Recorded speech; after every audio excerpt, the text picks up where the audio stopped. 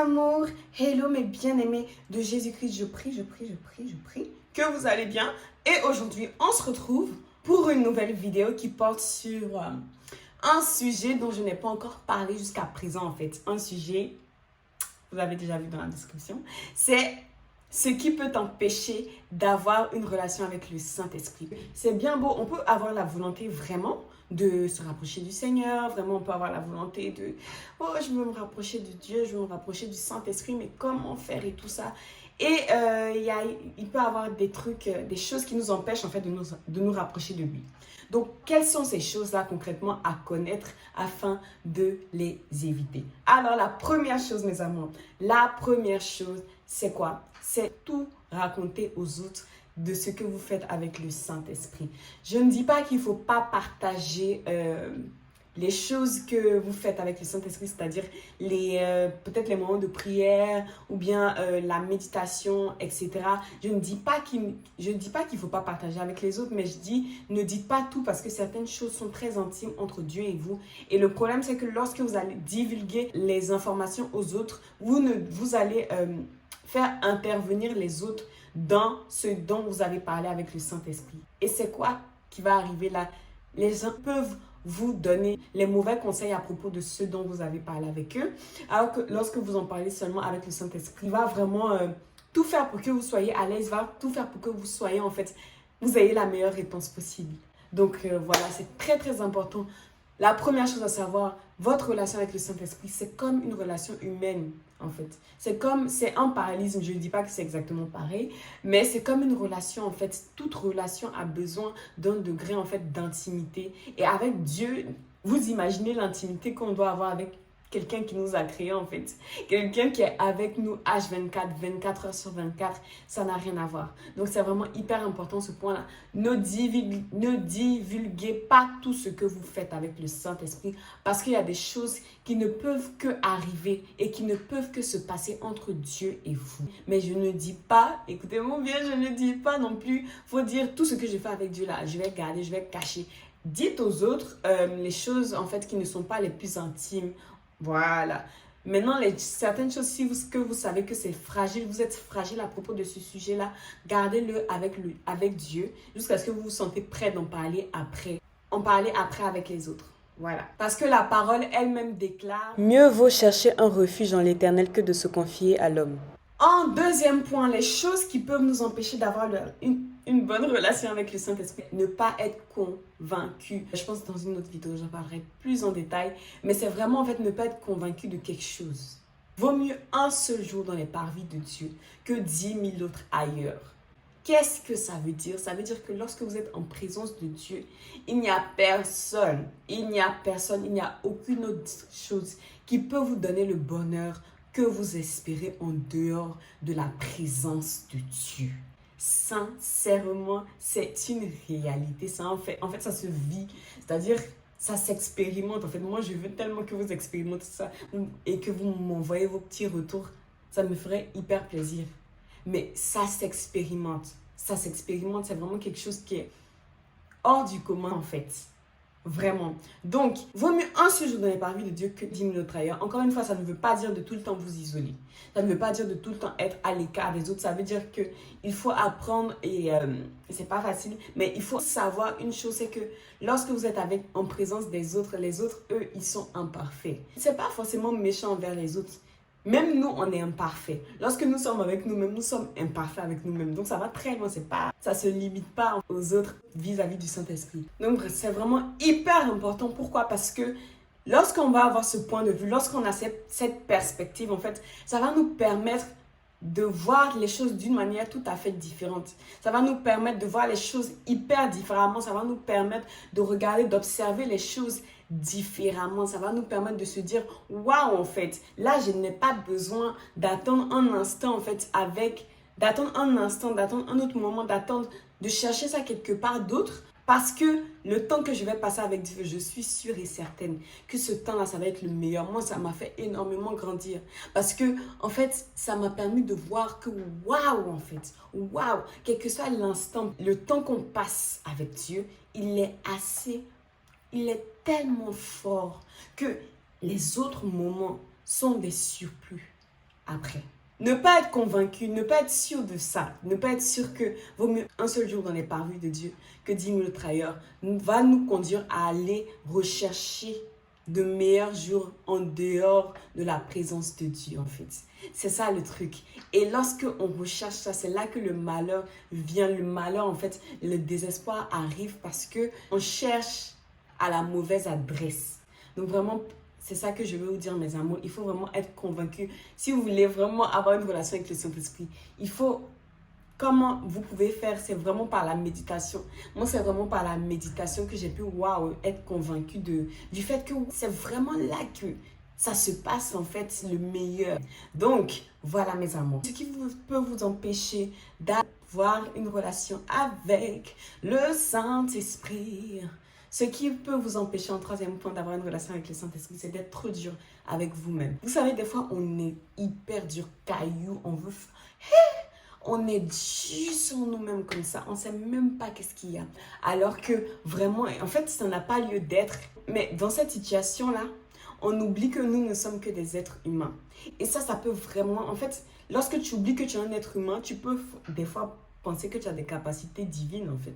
Tu peux penser que toi, tu ne te fatigueras jamais. Tu peux penser que toi, toi, tu peux tout faire. Alors que ça, ce n'est pas tes capacités. Tu peux pas, t'es limité, en fait. Non, sérieusement, t'es limité. Tu dois accepter tes limites. Et être trop dur avec nous-mêmes, oh, purée, ça, c'est un truc, franchement, par rapport à moi-même. Donc, être trop dur avec nous-mêmes nous conduit à fermer la porte à l'aide de Dieu. Parce que c'est lorsque on est trop dur avec nous-mêmes qu'on va, comment ça s'appelle, mettre la pression sur nous et ne pas nous laisser de répit. Alors que le Saint-Esprit a besoin qu'on lui laisse. Le Saint-Esprit a besoin qu'on admette qu'on est faible pour que lui puisse venir nous aider. Mais lorsque on est trop dur avec nous-mêmes, on admet que nous sommes assez forts pour pouvoir surmonter toutes sortes de choses. Alors que non, si tu dis que je suis très dur avec moi-même parce que je connais mes objectifs, oui, tu peux vouloir connaître tes objectifs. Mais le problème, c'est que les objectifs que tu as ne seront pas atteignables sans l'aide de Dieu. Parce que nous sommes limités. Et c'est hyper important. Être trop dur avec nous-mêmes, c'est oublier qu'en fait, nous sommes des créatures. Au final, en fait, on peut pas tout contrôler. Être trop dur avec soi-même, c'est oublier qu'on ne peut pas tout contrôler.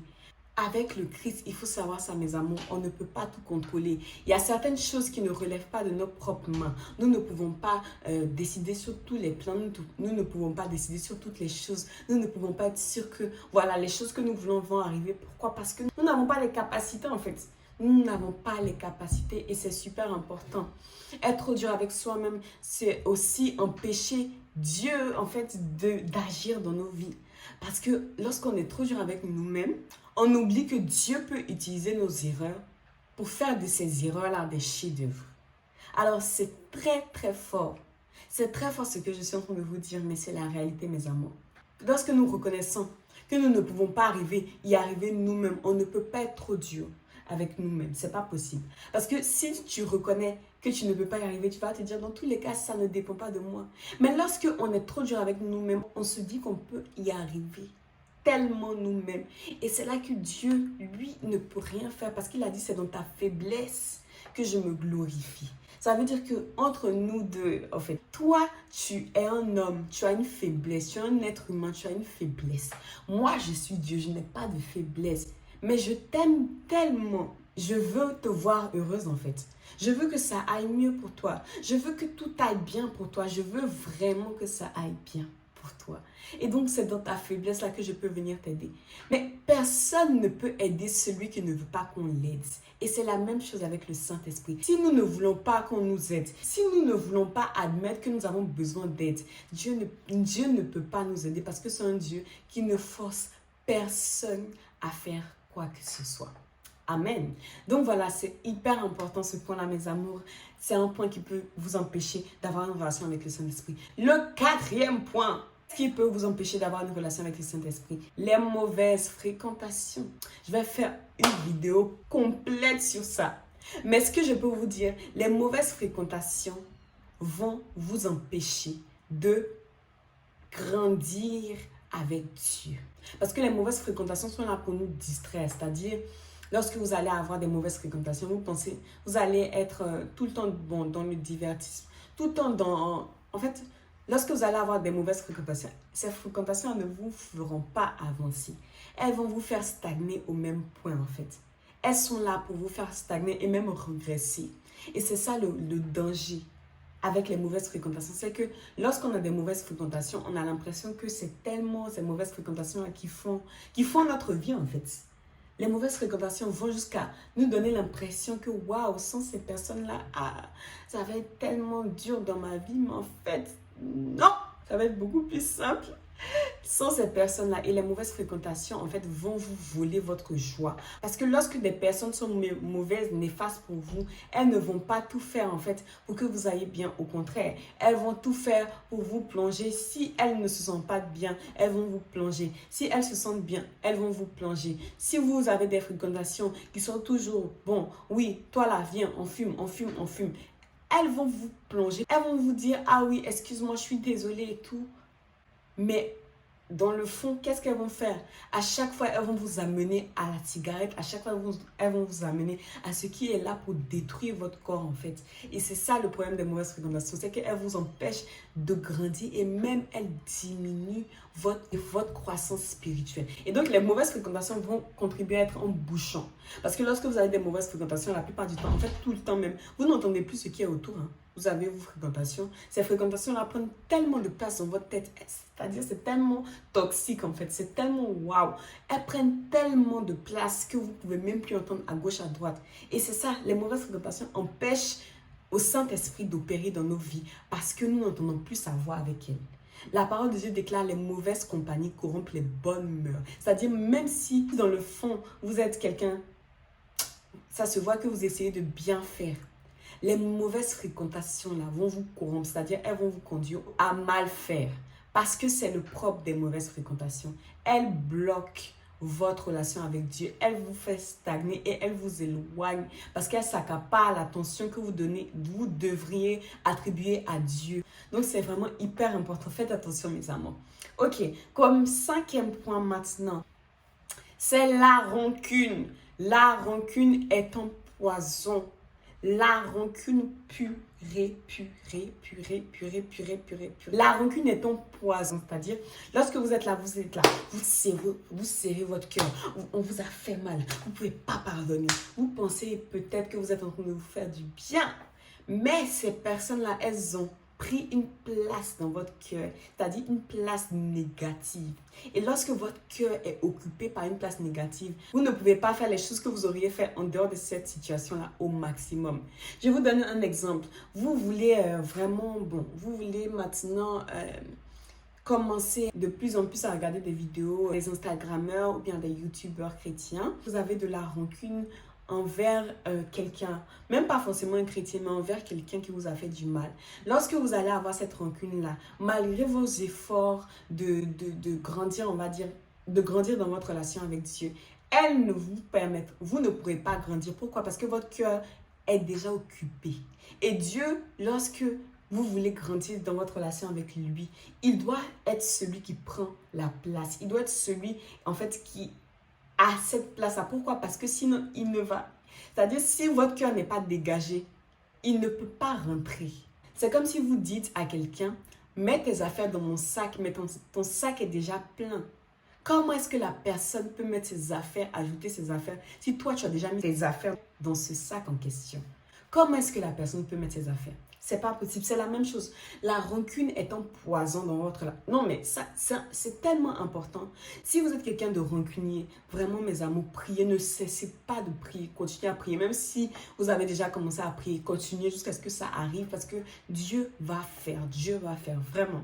Mais la rancune va vous empêcher en fait de penser à des choses profondément de Dieu. Parce que votre cœur sera autre part. Vous aurez 3/4 de votre cœur libre, disponible. Mais les 1/4 où vous avez gardé la personne, là, moi je ne lui parle plus là. Il y aura de la négativité dans votre cœur. Il y aura vraiment quelque chose, une énergie négative, c'est-à-dire vraiment un mal-être qui est enfoui dans votre cœur. Et la plupart du temps, on a l'impression que, ah oui, moi, en fait, je m'en fous. Hein. Ah ouais, moi, je m'en fous. En fait, moi, ça me dit rien. Mais en fait, on a mal. Et lorsqu'on n'a pas traité ce mal-là, quel que soit ce qu'on va faire, on ne pourra pas, en fait, on ne pourra pas, mes amours, on ne pourra pas faire les choses pleinement. On ne pourra pas recevoir l'amour de Dieu pleinement. Parce que l'amour de Dieu, c'est quelque chose qui est tellement beau. C'est quelque chose qui est tellement gros. Il n'y a pas de place pour la haine, la rancune et l'amour de Dieu. Il n'y a pas de place. Il n'y a pas de place. Donc, c'est vraiment hyper important, mes amours. Amen, amen, amen.